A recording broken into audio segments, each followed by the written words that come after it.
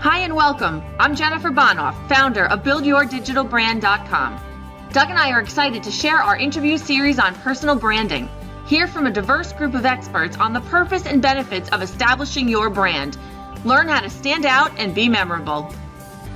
CareerSensei Consulting Founder Yolanda M. Owens is a career coach, millennial expert, national speaker, and award-winning author of How to Score a Date with Your Potential Employer.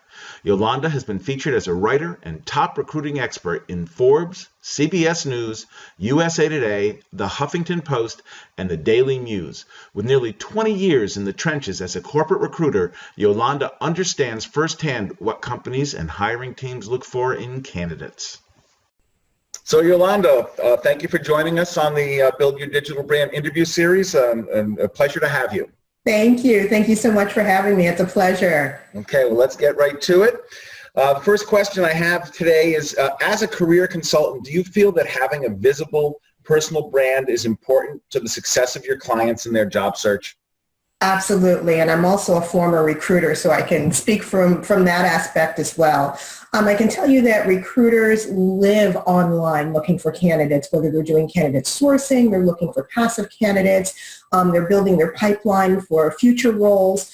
That is something that they do on a consistent basis. So they live on their laptops looking online for candidates constantly.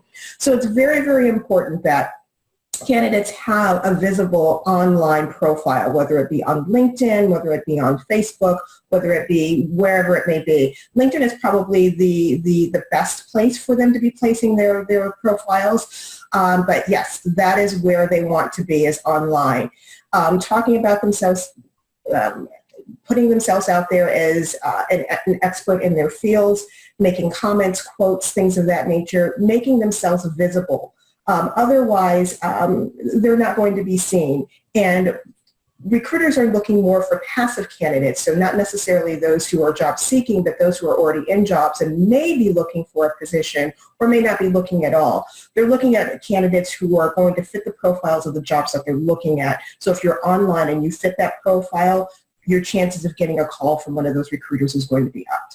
Just a quick follow-up, because you mentioned being a recruiter. Did you, or are you aware of others who do just go like to LinkedIn and social media, or did you seek out other, like go to Google and seek out other results? And if you saw other results about a candidate, go to see if they had a personal website or other things that might show up? Yes, we do. And that's also part of the background check process as well.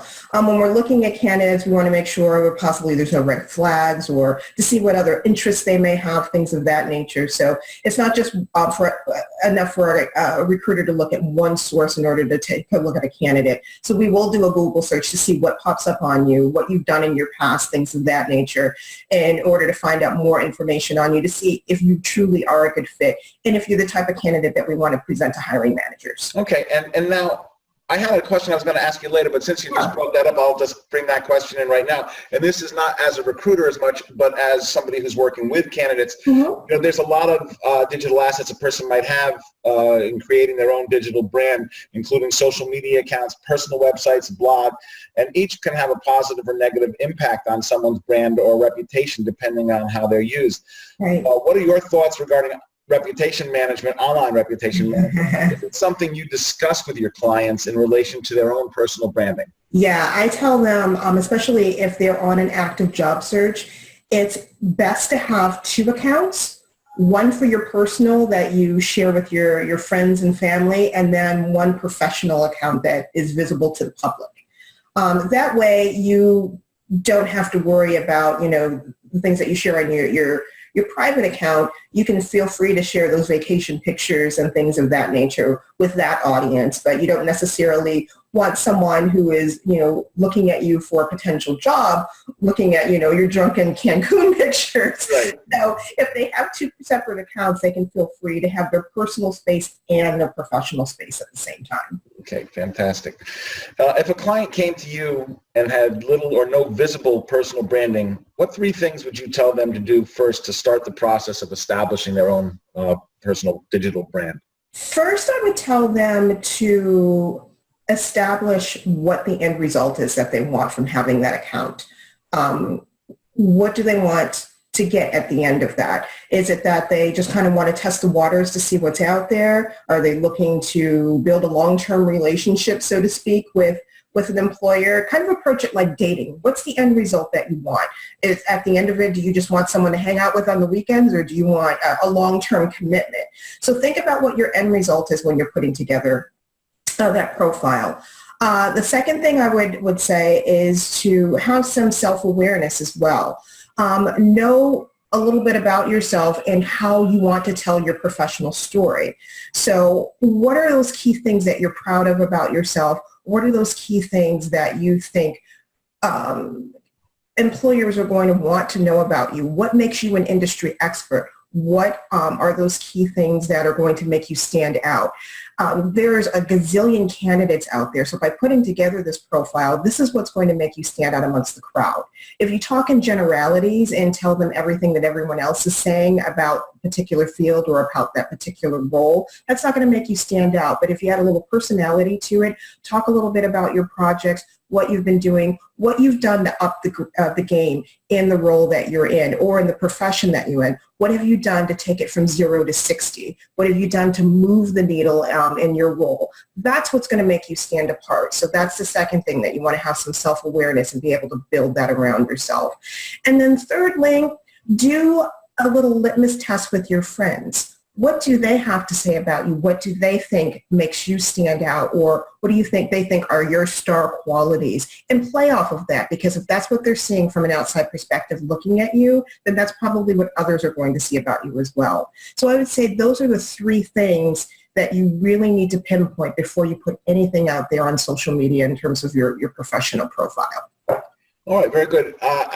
In terms of standing out and trying to be memorable, it's a very competitive job market, and everybody has the same sort of, qualifications. And it's a question of, so I feel like standing out is the only way that you can separate yourself from something. Is having personal website of value where you can create more information and show more of what you have than just a resume or just a LinkedIn account? And is that something that you talk about with your clients, or is it just you don't go there really? No, absolutely. And I personally have my own personal website as well.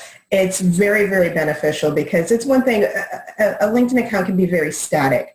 And you're not able to show your true self. But on a website, there's many more things that you can show about your personality, who you are, photographs, things of that nature, and you can tailor it to yourself. You're very limited as what you can do on other domains. But on your personal website, again, it's personal. So you can show things that you wouldn't necessarily show on other sites because of the limitations. There's no limitations on that, and you can take it down, you can put it back up, you can kind of cherry pick, you can have a little fun with it. You can do videos, you can do slideshows, you can show your projects, you can take videos of things that you're doing in terms of projects, you can blog. There's so many things that you can do with those websites that you can't show on other platforms. And it's just one more way to present your story.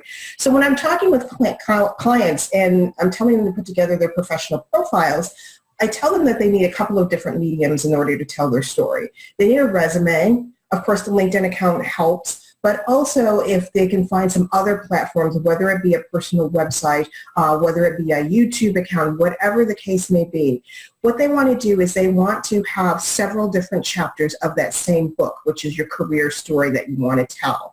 And you want to be able to tell it in several different ways and show several different perspectives. Again, just like reading a book where you're going to see a new chapter of where you are. And that story is going to be ever changing.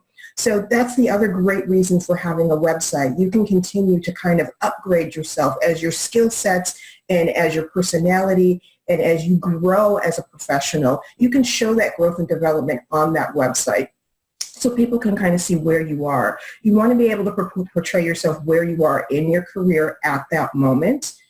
Because that's going to change. Where you are in your career now as compared to even 2 or 3 years from now is going to be significantly different. So how do you want to tell that story, and how do you want to continue, those chapters as they progress? So it's a great way in order to do that.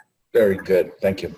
And finally, well, the last question for today is, do you think it's beneficial for individuals to create and publish content related to their industry or area of expertise in order to increase their online visibility and establish their authority?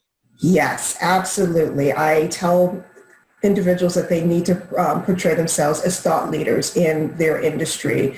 So whether they're following other people that they admire in the industry, posing questions to them, commenting on things that are going on in their industry to show that they have a level of expertise or have a natural curiosity about it at least, and make themselves visible. Again, if people don't see what you're doing or know that you're capable of doing something or have a passion or a talent for something, then they're not going to know to contact you. So the more that you can make yourself visible and show that you are a thought leader or you are an expert in your industry, then that's going to make you that much more desirable when employers and recruiters are seeking talent. Fantastic. Well, this has been great. I appreciate you joining us here today. And thank you again for the opportunity. Thank you. Have a great day. Thanks.